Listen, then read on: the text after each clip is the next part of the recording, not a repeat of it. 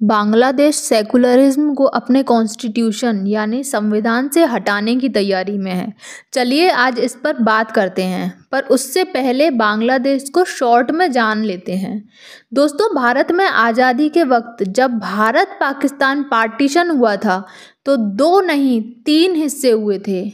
एक अपना प्यारा भारत, दूसरा आज जो पाकिस्तान है इसे वेस्ट पाकिस्तान कहते थे, और तीसरा वेस्ट बंगाल के साइड में भारत से अलग हुआ ईस्ट पाकिस्तान, जिसे हम बांग्लादेश के नाम से जानते हैं।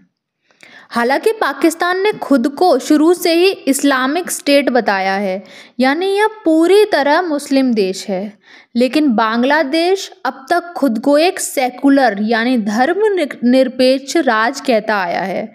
बांग्लादेश का संविधान भी देश को सेकुलर ही बताता है, लेकिन हाल ही में बांग्लादेश के अटॉर्नी जनरल ने कहा कि बांग्लादेश एक ऐसी कंट्री है जहां 90% आबादी मुस्लिम है और इस्लाम फेथ को फॉलो करती है।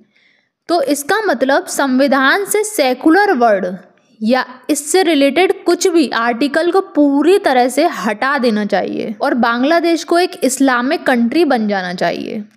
आज के समय में बांग्लादेश की आबादी लगभग 17 करोड़ है, जिसमें से 90% से ज़्यादा आबादी मुस्लिम है।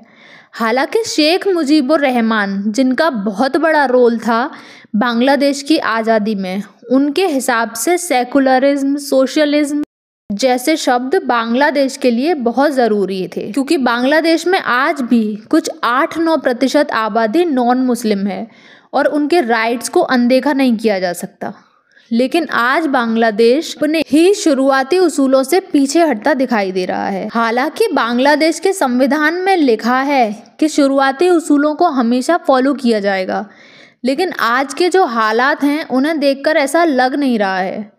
यहाँ तक कि शेख मुजीबुर रहमान के देश भर में लगे हुए स्टैचूज और पोर्ट्रेट्स को भी डिस्ट्रॉय किया जा रहा है, और ये भारत के साथ साथ पूरे रीजन के लिए एक परेशानी वाली बात है।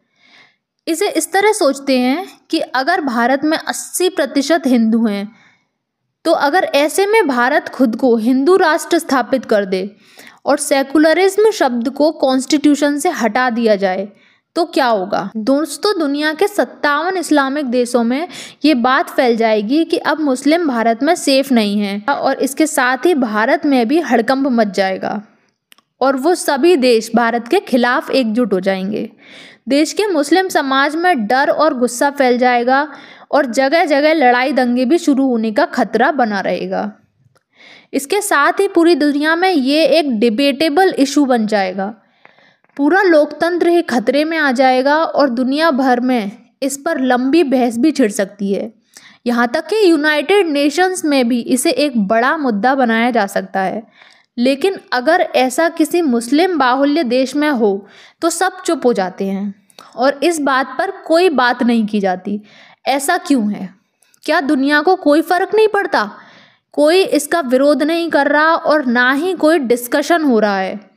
कोई बात नहीं कर रहा कि वहाँ के अल्पसंख्यक आबादी के राइट्स का क्या होगा, यानी कि वहाँ की नॉन मुस्लिम आबादी की राइट्स का क्या होगा। दुनिया में 27 इस्लामिक देश हैं, 13 ईसाई देश हैं, लेकिन एक भी हिंदू देश नहीं है। फिर भी सबसे ज़्यादा सेकुलरिज्म का लेक्चर हिंदुओं को दिया जाता है। ऐसा क्यों? भारत में 80% हिंदू हैं, फिर भी ये हिंदू राष्ट्र नहीं है, बल्कि सब धर्मों को बराबर मानता है, और यही हमारी सबसे बड़ी ताकत भी है।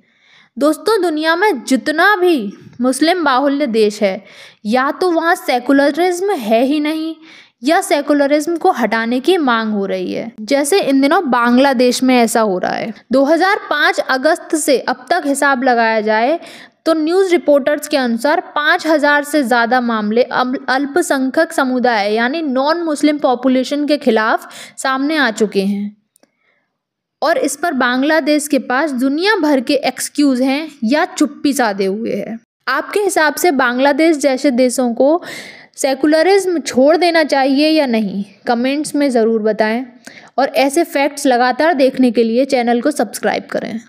धन्यवाद। जय हिंद।